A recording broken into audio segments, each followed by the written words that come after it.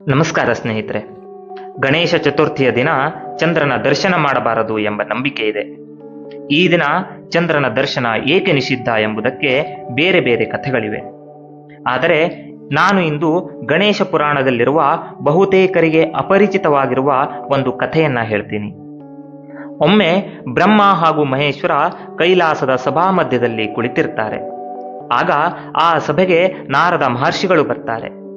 ನಾರದರು ಬಂದು ಅತ್ಯಪೂರ್ವವಾದ ಫಲವೊಂದನ್ನ ತಂದು ಅದನ್ನ ಈಶ್ವರನಿಗೆ ಅರ್ಪಿಸ್ತಾರೆ.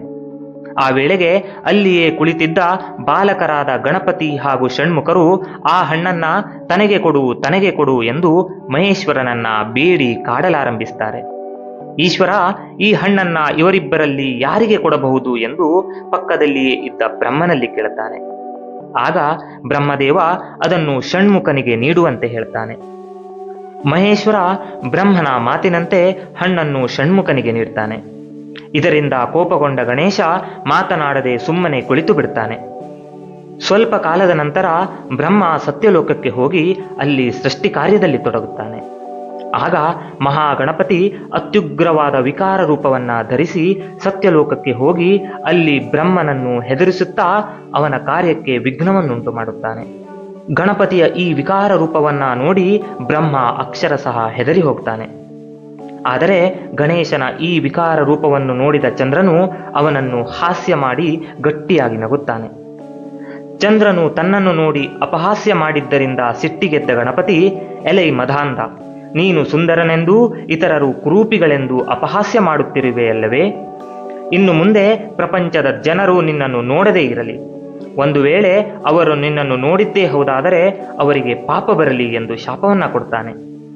ಅವನ ಶಾಪದಿಂದ ಚಂದ್ರನ ತೇಜಸ್ಸು ಹೋಗಿ ಒಮ್ಮೆಲೆ ಮಾಲಿನ್ಯವು ಆವರಿಸಿಕೊಳ್ಳುತ್ತದೆ. ಇದರಿಂದ ಚಂದ್ರನು ದೇವತೆಗಳು ಚಿಂತಿತರಾಗುತ್ತಾರೆ.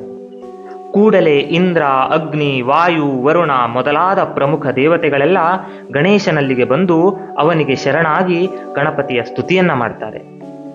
ಅವರು ಗಣಪತಿಯಲ್ಲಿ, ಪ್ರಭೋ, ಅಮೃತ ಕಿರಣನಾದ ಚಂದ್ರನು ಕಾಣದಂತೆ ಆಗಿದ್ದಾನೆ. ಇದರಿಂದ ಔಷಧಿ ವನಸ್ಪತಿಗಳೆಲ್ಲ ಒಣಗಿ ನಿಸ್ಸಾರವಾಗಿ ಹೋಗಿವೆ. ಇದರಿಂದ ಇಡೀ ವಿಶ್ವವೇ ಇಂದು ವಿಪತ್ತಿನಲ್ಲಿ ಮುಳುಗಿದೆ. ಆದ್ದರಿಂದ ನೀನು ಈ ಜಗತ್ತಿನ ಮೇಲೂ ಹಾಗೆಯೇ ಚಂದ್ರನ ಮೇಲೂ ಕೃಪೆ ತೋರಬೇಕು ಎಂದು ಬೇಡಿಕೊಳ್ತಾರೆ. ಆಗ ಗಣಪತಿಯು ಅವರ ಪ್ರಾರ್ಥನೆಗೆ ಒಪ್ಪಿ, ದೇವತೆಗಳೇ, ಶಾಶ್ವತವಾಗಿಯೇ ಅಲ್ಲದೆ ಹೋದರೂ ಕನಿಷ್ಠ 1.5 ತಿಂಗಳವರೆಗಾದರೂ ಚಂದ್ರನು ಯಾರಿಗೂ ಕಾಣದಂತೆ ಆಗಲೇಬೇಕು. ಇಷ್ಟು ಮಾತ್ರ ನಾನು ನನ್ನ ಶಾಪವನ್ನ ಸಡಿಲಿಸುತ್ತೇನೆ ಎಂದು ಹೇಳುತ್ತಾನೆ. ದೇವತೆಗಳು ಚಂದ್ರನಿಗೆ ನೀಡಿದಂತಹ ಶಾಪ ಇಷ್ಟರ ಮಟ್ಟಿಗಾದರೂ ಕಡಿಮೆಯಾಯಿತಲ್ಲ ಎಂದು ಗಣಪತಿಯಲ್ಲಿ ಒಪ್ಪಿಕೊಳ್ತಾರೆ. ಮತ್ತೆ ಚಂದ್ರನು ಪರಿಪರಿಯಾಗಿ ಗಣಪತಿಯಲ್ಲಿ ಬೇಡಿಕೊಳ್ತಾನೆ. ಆಗ ಗಣಪತಿಯು, ಭಕ್ತರಿಗಾಗಿ ನಾನು ನನ್ನ ಶಾಪವನ್ನು ಮತ್ತಷ್ಟು ಸಡಿಲಿಸುತ್ತೇನೆ. ಭಾದ್ರಪದ ಶುಕ್ಲದ ಚತುರ್ಥಿಯ ದಿನವಾದರೂ ಚಂದ್ರನನ್ನು ಯಾರೂ ನೋಡಬಾರದು.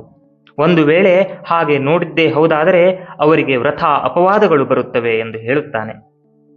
ಕೇಳಿದ್ರಲ್ಲ ಸ್ನೇಹಿತರೆ, ಗಣೇಶ ಚತುರ್ಥಿಯ ದಿನ ಚಂದ್ರನನ್ನು ಯಾಕೆ ನೋಡಬಾರದು ಎಂದು. ಒಂದು ವೇಳೆ ಚಂದ್ರನನ್ನು ನೋಡಿದ್ದೇ ಹೌದಾದರೆ ಅವರಿಗೆ ಅಪವಾದ ಬರುತ್ತದೆ ಎನ್ನುವ ನಂಬಿಕೆ ಇದೆ. ಒಂದು ವೇಳೆ ಆಕಸ್ಮಿಕವಾಗಿ ಚಂದ್ರ ದರ್ಶನ ಆಗಿ ಹೋದರೆ ಸ್ಯಮಂತಕ ಮಣಿಯ ಕಥೆಯನ್ನು ಕೇಳುವುದರಿಂದ ಈ ದೋಷದ ನಿವಾರಣೆಯಾಗುತ್ತದಂತೆ. ಮುಂದಿನ ವಿಡಿಯೋದಲ್ಲಿ ಇನ್ನೊಂದು ಒಳ್ಳೆಯ ಕಥೆಯೊಂದಿಗೆ ಬರ್ತೀನಿ. ನಮಸ್ಕಾರ.